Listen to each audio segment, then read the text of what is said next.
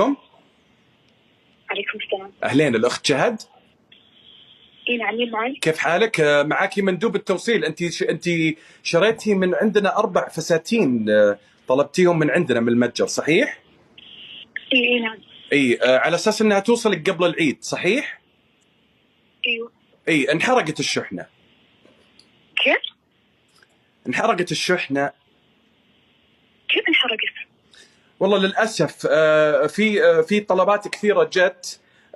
الحين احنا رمضان 10 أواخر، في جت رياح على السفينة اللي تيجي في القبطان، سوى انحرقت الشحنة فغرقت.